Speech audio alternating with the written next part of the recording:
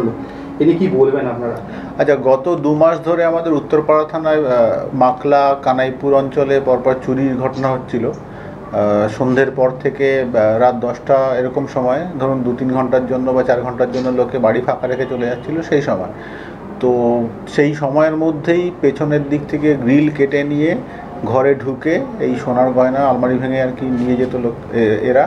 তো আমরা পরপর এই ঘটনা ঘটার পর থেকে তারপরে একটা টিম ফর্ম করি এখানে, স্পেশাল টিম। তারা এলাকা সমস্ত যে সিসিটিভি ফুটেজ এগুলো দেখে আমরা কিছু সন্দেহভাজন লোকের মানে ছবি পাই যারা এগুলো করতে পারে। তো সেইটাকেই ট্রেস আউট করে প্রথমে আমরা গত 3 তারিখে বিট্টু একে ঠাকুর একে আমরা ইকো পার্ক থানার ওখান থেকে ধরি। ওখানে একটা নির্মীয়মান বাড়িতে কেয়ারটেকারের কাজ করছিল, সেইখান থেকে একে ধরার পরে কনফেস করে এবং একে পিসিতে আনা হয়। তারপরে এরই সহযোগী যে আছে সে আর একজন হচ্ছে গিয়ে বিশ্বজিৎ, ও অ্যালিয়াস আকাশ। ও এইগুলো ঘটনা ঘটানোর পর থেকে গিয়ে তারাপীঠে গিয়ে থাকছিল। তো আমরা এখান থেকে জানার পর, কিন্তু কোনো মোবাইল ফোন কিছু ইউজ করতো না বা কোথায় ছিল সেই ঠিকানাও ছিল না।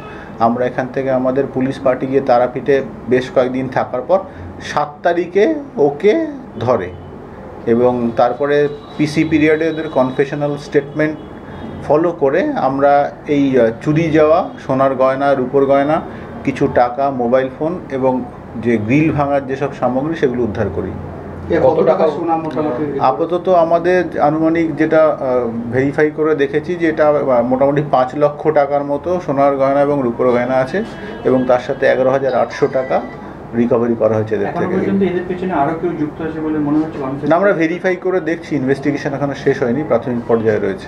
এর আগেও কি এদের অন্য কোনো থানায় কোনো ছিল? হ্যাঁ, প্রিভিয়াসলি এরা মানে আগে এখানে ক্রাইম করেছে, ভদ্রেশ্বর ওদিকে অ্যারেস্ট হয়েছিল বলে শুনেছি। সেখান থেকে আমরা ছবিগুলো পুরনো পেয়েছি সিসিটিভি ফলো করে। মূলত কিভাবে এটা চুরি করতো বলতে পেছনের দিকের যে গ্রিল আছে বা জানলার গ্রিল সেগুলোকে বাঁকিয়ে, দেখতেই পাচ্ছে যে শীর্ণ চেহারা, তো ওই জানলার গ্রিল একটুখানি বাঁকিয়ে যে 6-7 ইঞ্চি জায়গা হতো তার মধ্যে দিয়ে ঢুকে পড়তো।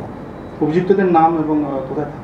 নাম হচ্ছে গিয়ে আমি বলে দিই একটু। একজনের নাম হচ্ছে গিয়ে আপনার বিট্টু ঠাকুর অ্যালিয়াস বাচ্চা, আর আরেকজন হচ্ছে বিশ্বজিৎ দাস অ্যালিয়াস বিশু অ্যালিয়াস আকাশ।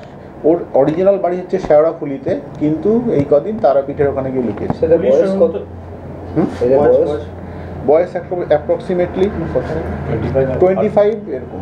আইন শৃঙ্খলা রক্ষার ক্ষেত্রে সিসিটিভি একটা বড় হাতিয়ার পুলিশের। সেক্ষেত্রে আমরা জানতে পারছি উত্তরপাড়া বেশ কিছু ক্যামেরা বিকল হয়ে পড়ে আছে।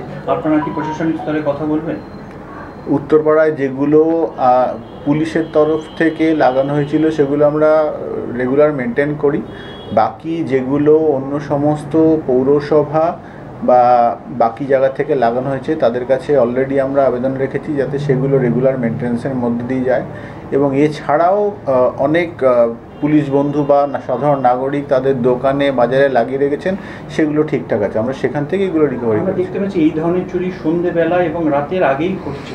সাধারণ মানুষদের ক্ষেত্রে কি আবেদন করবেন? কোনো সচেতনতার বার্তা রাখবেন মিডিয়ার মাধ্যমে? আমরা মিডিয়ার মাধ্যমে এটাই বলতে চাইবো যে যদি বাড়ি থেকে কখনো বেরোন তাহলে পাড়া প্রতিবেশীকে বলে যান, বা আশেপাশে যদি কোথাও পুলিশ পোস্ট থাকে সেখানেও পারলে একটু ইনফর্ম করে যান, তাহলে অন্তত তারা একটু হলেও খেয়াল রাখতে পারবে। কারণ হাজারো এরা তো পেছন দিক দিয়ে আসে ঠিক আছে, কিন্তু রাস্তা দিয়ে চলাফেরা করে, তো পুলিশের টহলদারি বাড়ালে আমরা নির্মূল করতে পারবো। একটু নিজেরাও যদি অ্যালার্ট থাকা যায় তাহলে ভালো। এর আগেও আপনিও ছিলেন, নৈশ প্রতিরোধ বাহিনীগুলোকে অ্যাক্টিভ করার কোনো চিন্তাভাবনা কি কমিশনারেটের আছে?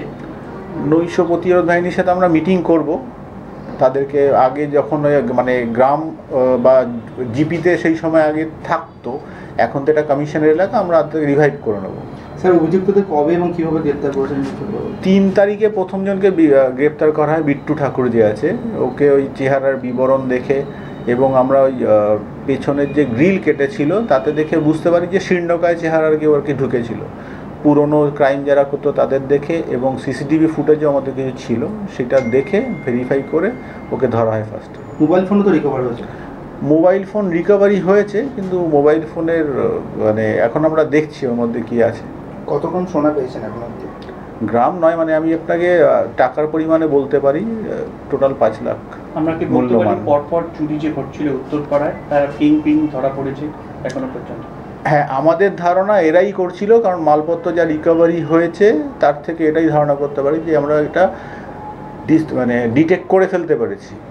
তো ভবিষ্যতে যদি চুরি আর না হয় তাহলে আমরা বলতে পারবো যে আমাদের মানে এরাই লক্ষ্য ছিল, এরাই করতো। উত্তরপাড়াটাকে বেছে নিল কেন? এখানে কোনো ইনফরমাল?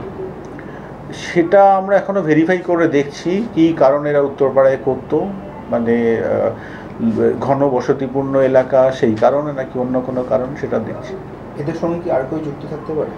সেটা আমরা ভেরিফাই করছি, এখনো পুলিশ কাস্টাডিতে রয়েছে, এরা জিজ্ঞাসাবাদ করে ভেরিফাই করে নেব।